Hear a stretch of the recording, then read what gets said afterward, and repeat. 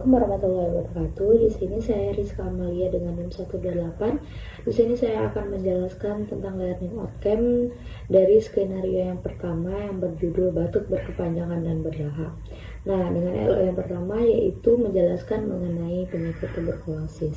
Tuberkulosis atau TB adalah penyakit yang disebabkan oleh infeksi bakteri Mycobacterium tuberculosis. Bakteri tersebut dapat masuk ke dalam paru-paru dan mengakibatkan pengidapnya mengalami sesak napas disertai batuk kronis. Tuberkulosis paru adalah penyakit menular langsung yang disebabkan oleh kuman tuberkulosis, yang sebagian besar kuman tuberkulosis menyerang paru-paru namun dapat juga menyerang organ tubuh lainnya. Nah, kuman tersebut berbentuk batang yang mempunyai sifat khusus yaitu tahan terhadap asam pada pewarnaannya. Oleh karena itu disebut juga sebagai basil tahan asam atau BTA.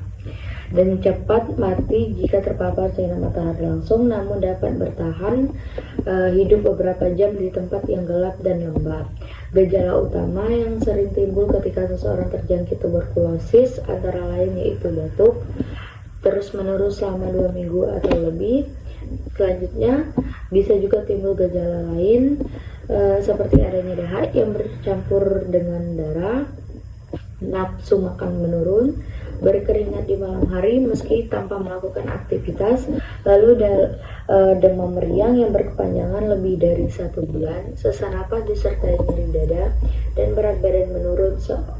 Seseorang yang kontak erat dengan pasien tuberkulosis memiliki gejala tersebut dapat dicurigai juga menderita tuberkulosis. Penegakan diagnosa TB dapat ditentukan dari gejala klinis.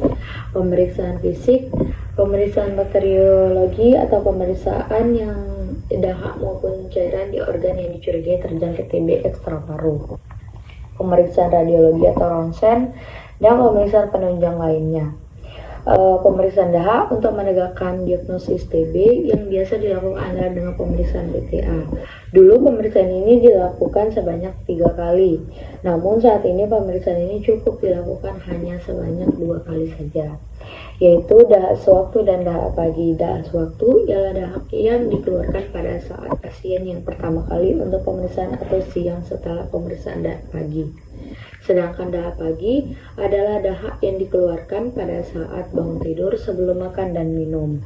Petugas kesehatan yang bertugas di fasilitas kesehatan yang melayani penanganan pasien TB akan memberikan petunjuk bagaimana cara mengeluarkan dahak yang baik dan benar sehingga akurat untuk dilakukannya pemeriksaan.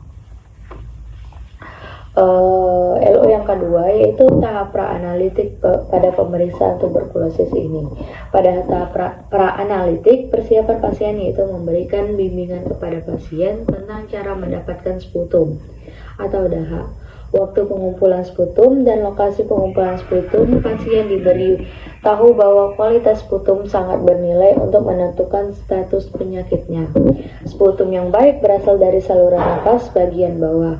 Pada pengambilan sputum yang standar harus dilakukan sesuai dengan prosedur menurut Kemenkes tahun 2012. Prosedur pengambilan sputum standar yang dianjurkan oleh Kemenkes yaitu sebanyak dilakukan sebelum makan. Sebelum mengeluarkan sputum, pasien disarankan berkumur dengan air bersih untuk menghindari kontaminasi. Apabila menggunakan gigi palsu, dilepas terlebih dahulu. Kemudian pasien tarik napas dalam 2-3 kali dan mengeluarkan sputum.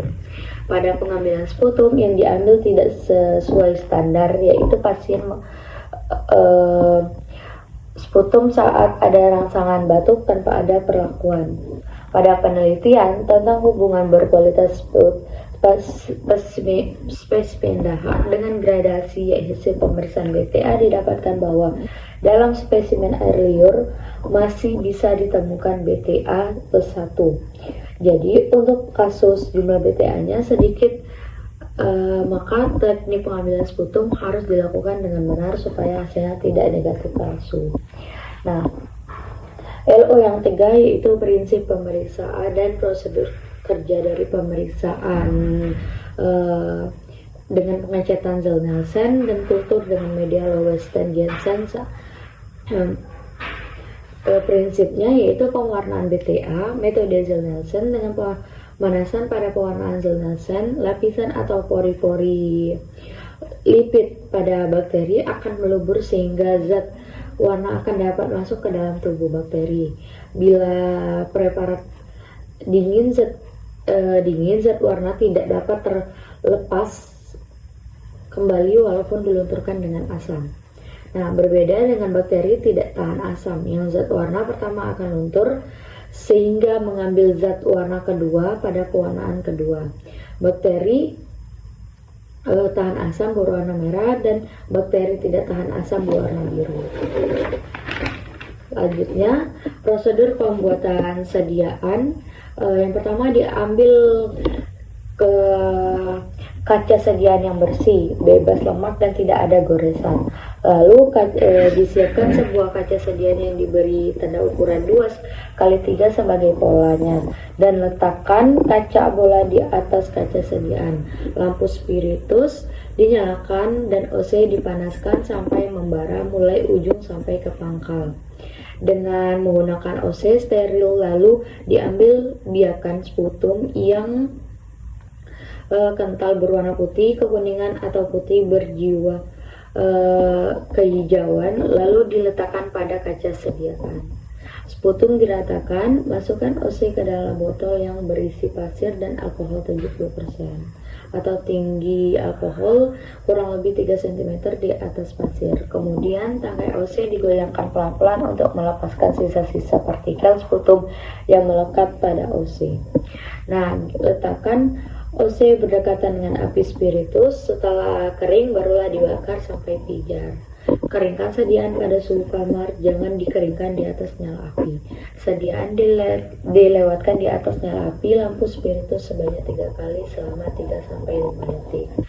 Pada prosedur pewarnaannya, letakkan sediaan di atas rak pewarnaan dengan apusan menghadap ke atas. Tuangkan karbon funsin sampai menutup seluruh permukaan kaca. Lalu panaskan kaca sediaan secara hati-hati dengan cara melewatkan nyala api pada bagian bawah kaca sehingga keluar uap. Dan jangan sampai mendidih selama 3 menit. Sediaan biarkan sehingga dingin selama 5 menit. Sediaan dicuci dengan air mengalir. Tuangkan asam alkohol 3% di atas kaca sediaan sampai warna merah pada funsin hilang. Sediaan dicuci dengan air mengalir. Tuangkan larutan metilen blue 0,3% di atas sediaan dan biarkan selama 10-20 detik, atau larutan metilen blue 0,1% selama 1 menit. Sediaan dicuci dengan air mengalir dan keringkan pada suhu kamar, lalu bisa diamati di bawah mikroskop. Lalu LO yang keempat yaitu interpretasi hasil dari tuberkulosis, yaitu hasil BTA positif dilaporkan secara kuantitatif dengan skala IUATLD atau International Union Against Tuberculosis Long Distance. Berikut interpretasi hasilnya berdasarkan skala tersebut, yaitu negatif bila tidak ditemukan BTA dalam 100-300 lapang pandang, positif 1 atau plus 1 bila ditemukan BTA 10-99 batang pada 100 lapang pandang. Lalu jumlah ditemukan skonti bila ditemukan BTA 1-9 batang pada 100 lapang pandang. Lalu positif 2 atau plus 2 bila ditemukan BTA 1-10 per lapang pandang pada 50 lapang pandang. Lalu positif 3 atau plus 3 ditemukan BTA besar dari 10 per 1 lapang pandang. Lalu makin banyak bakteri yang ditemukan, semakin besar kemungkinan didapatkan bakteri dalam paru-paru. Penulisan gradasi hasil bacaan penting untuk menunjukkan tingkat keparahan penyakit dan tingkat daya penularan penderita tersebut. Sekian dari hasil learning outcome dari saya. Kurang dan lebihnya saya mohon maaf. Wassalamualaikum warahmatullahi wabarakatuh.